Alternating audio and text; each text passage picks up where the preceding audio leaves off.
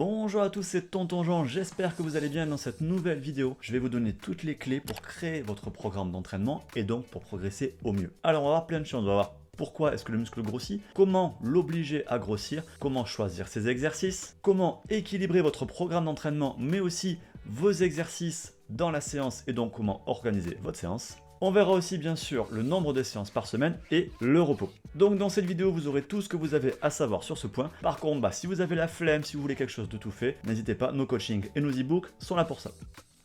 Allez, partie 1. Pourquoi est-ce que le muscle grossit? C'est ce qu'on appelle la surcompensation. Alors déjà, il faut avoir en tête que la prise de masse musculaire, la prise de muscle, c'est quelque chose de lent. Si vous vous mettez au sport un mois avant d'aller à la plage en espérant avoir le physique de vos rêves, désolé, c'est trop tard. Le phénomène de surcompensation, c'est ce qui pousse vos muscles à grossir parce que votre corps va s'adapter au stress qu'on lui impose. Je vous explique. Quand vous faites un exercice, vous imposez un stress à vos muscles, biceps par exemple. Si votre corps a eu du mal à supporter ce stress, la fois d'après, il va d'abord récupérer de ce stress, c'est la récupération. Ensuite, il va surcompenser. C'est-à-dire qu'il va devenir un petit peu plus fort, un petit peu plus gros, un petit peu plus endurant pour que la prochaine fois qu'il reçoit le même stress, il soit plus à même de le supporter de manière plus facile, plus efficace. Donc la surcompensation, c'est ça, ça veut dire que le corps ne va pas juste réparer les dégâts qu'il a subis, il va aller un petit peu plus loin pour progresser. Mais pour que ce phénomène se produise, il faut bien sûr que le stress soit régulier, mais pas que. Il faut qu'il soit suffisamment intense, mais pas trop. S'il est trop intense, la récupération ne pourra pas se faire parce que le corps ne pourra pas suivre tout simplement. Il faut lui laisser suffisamment de temps, donc du repos, et il faut qu'il en ait les moyens, c'est-à-dire la nutrition. Il faut apporter au corps les éléments dont il a besoin pour récupérer et surcompenser. Et c'est pour ça qu'on vous explique tout le temps qu'il faut les 3 éléments pour progresser correctement. Une bonne séance, une bonne récupération et une bonne alimentation. Allez, partie 2. Principe essentiel de la progression, la surcharge progressive. On l'a vu, notre corps, il s'adapte au stress. Forcément, si on n'augmente pas le stress petit à petit, le corps, il n'a plus besoin de s'adapter, donc il va stagner. Et donc, pour éviter de stagner, il faut sans cesse ajouter un stress un tout petit peu plus dur. C'est ce qu'on appelle la surcharge progressive. Alors après, attention, ça ne veut pas dire qu'il faut tous les jours augmenter les poids, mais sur le long terme, si vous restez toujours au même poids, même nombre de séries, même nombre de répétitions, etc., clairement, vous allez stagner. Alors il existe plein de solutions pour augmenter le stress qu'on va apporter à ce muscle. Ça peut être augmenter les poids, ça peut être augmenter le nombre de séries, augmenter le nombre de répétitions, passer sur un exercice plus dur, réduire les temps de repos, enchaîner les exercices, il y a des tas et des tas de méthodes. Et là, je vais vous en expliquer une qui est selon moi une des plus pratiques et une des plus simples, qui s'appelle la double progression. La double progression, ça veut dire qu'on va jouer sur les 2 tableaux. D'un côté, on va augmenter le nombre de répétitions, et de l'autre, on va augmenter les poids. Par contre, forcément, on ne peut pas faire les deux en même temps, donc on fait l'un après l'autre. Ça veut dire que vous allez commencer avec une charge pour faire 8 répétitions. Au bout de 2-3 semaines, quand ça devient un peu plus facile, vous passez à 9 répétitions. Quand vous avez progressé, vous passez à 10, puis à 11, puis à 12. À ce moment-là, vous allez augmenter la charge, puis repasser à 8 répétitions et vous recommencez le cycle. Et au fur et à mesure comme ça, vous allez pouvoir augmenter votre charge de travail et donc rajouter petit à petit un stress supplémentaire à vos muscles.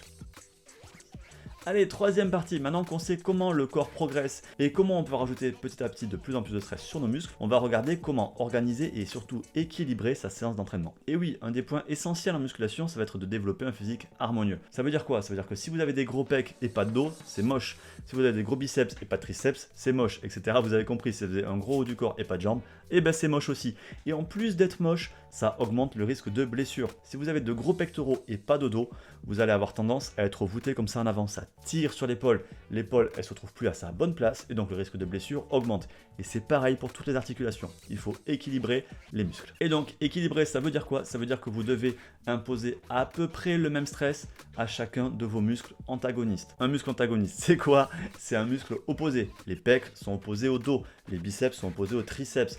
Les quadriceps sont opposés aux ischios, c'est-à-dire des muscles qui sont de part et d'autre d'une même articulation. Et donc, vous devez travailler à peu près pareil les biceps que les triceps, à peu près pareil les pectoraux que le dos. Ça, c'est essentiel, aussi bien en termes de volume de travail que de charge de travail, équilibrer vos articulations et limiter les risques de blessure. En plus, bien sûr, de l'aspect esthétique.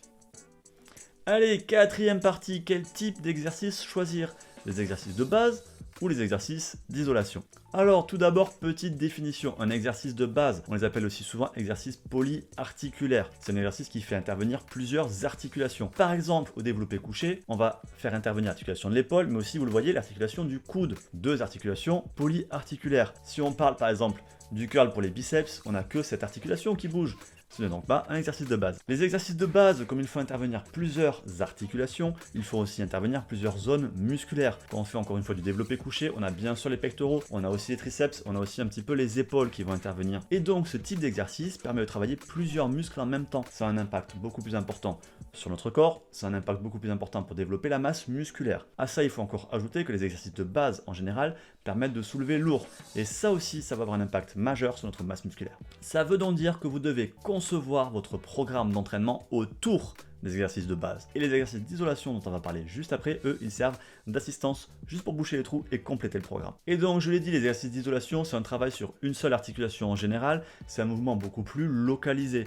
On va aussi mettre des poids plus légers et ça travaille en général un seul muscle. Au global, la stimulation que va produire ce type de mouvement est donc plus faible sur la masse musculaire. Ça ne veut pas dire par contre que ce sont des mouvements qu'il faut mettre à la poubelle parce qu'ils permettent par exemple de rattraper un retard ou bien de se focaliser si on a un muscle en retard. Chez certaines personnes, simplement le fait de travailler les pectoraux, ça va suffire à travailler les triceps, mais c'est pas le cas chez la plupart d'entre nous. Et donc pour la plupart d'entre nous, il faudra rajouter en plus des exercices spécifiques pour les tri-tri. Donc, quand vous voulez structurer votre programme d'entraînement, mettez en priorité vos exercices de base et ensuite vous rajoutez vos exercices d'isolation pour compléter le travail. Allez, partie 5, organisez vos exercices. Alors, si vous avez bien compris la partie juste avant, vous avez compris que certains exercices sont plus intéressants que d'autres. Et donc, ces exercices, on va les mettre en priorité, donc en premier avec un seul doigt parce que sinon ça fait deux, en premier dans votre séance d'entraînement. Donc, votre ordre pour créer votre programme d'entraînement sera en premier les exercices de base et les exercices où vous allez mettre le plus lourd. En deuxième, les exercices de base un peu plus légers. Et en troisième, vos mouvements d'isolation. Il est super important de mettre les exercices où vous allez soulever le plus lourd en premier. Pour plusieurs raisons. Parce que déjà, c'est eux qui vont avoir le plus gros impact sur votre masse musculaire au global. Mais aussi parce que si c'est des mouvements où vous soulevez très lourd, vous avez besoin de votre maximum de concentration, votre maximum d'énergie pour réussir à faire le mouvement correctement, en tirer tous les bénéfices possibles, mais aussi tout simplement éviter de se prendre la barre sur la gueule. A l'inverse, vous l'avez compris, les exercices d'isolation, ça demande moins d'énergie, moins de concentration, ça provoque moins de fatigue, et donc on peut plutôt les mettre vers la fin de la séance. Et donc en toute logique aussi, si on suit ce principe, ça veut dire qu'on va mettre en général les gros muscles en début de séance, et les petits muscles en fin de séance. Et ça, c'est aussi valable pour les abdos. On voit beaucoup de pratiquants qui commencent leur séance d'entraînement pour les abdos. C'est selon moi une énorme erreur. En effet, si vous commencez par travailler vos abdos et qu'ensuite vous allez faire du squat, votre sangle abdominale est fatiguée, donc votre gainage est moins bon. Et donc votre squat sera moins efficace et vous augmentez en plus encore une fois votre risque de blessure. Donc les petits muscles à la fin. Alors après, bien sûr, c'est vrai qu'il existe des programmes qui ne respectent pas ce principe. Avec certaines méthodes d'intensification, par exemple la pré-fatigue, on peut mettre un exercice d'isolation avant un exercice de base. Mais là, on est vraiment sur les conseils qui vont être valables pour la plupart des débutants. Mais quand vous allez progresser, que vous allez 2, 3, 4, 5 ans d'entraînement, là, vous pourrez vous amuser à changer. Allez, sixième partie. Maintenant qu'on a organisé les exercices, il faut chercher à organiser les séances dans la semaine. Et bien c'est tout simple, on suit le même principe. En général, en début de semaine, on a passé le week-end, on a bien mangé, on est bien dormi, et donc on a plus d'énergie. Et donc c'est à ce moment-là qu'on va plutôt faire les plus grosses séances. Ça veut dire quoi? Les jambes, c'est le lundi les gars. Si par exemple vous séparez l'entraînement des jambes, des pectoraux et du dos, ça veut dire que votre ordre sera lundi, entraînement des jambes, mardi, entraînement du dos. Bah oui, le dos c'est plus gros que les pectoraux. Ensuite, seulement vous ferez les pectoraux. Après, en vrai, c'est plutôt une bonne idée parce que les bancs de développé couché, le lundi, ils sont pleins, mais le mercredi ou le jeudi, ils sont plutôt vides. Petit bémol par rapport à tout ce que je viens de dire avant, si vous avez un point faible, par exemple épaules, vous pouvez démarrer votre séance par les épaules et aussi votre semaine. Partie 7. Laissez du repos à vos muscles. Comme je l'ai dit tout à l'heure, pour que la croissance musculaire puisse se faire, il faut suffisamment de stress, d'alimentation et de récupération. Et cette récupération, c'est le repos que vous allez avoir entre vos séances d'entraînement. La croissance musculaire, elle se fait pas du tout pendant la séance. Il faut vraiment être très très clair là-dessus. La croissance musculaire se fait après la séance, pendant le repos.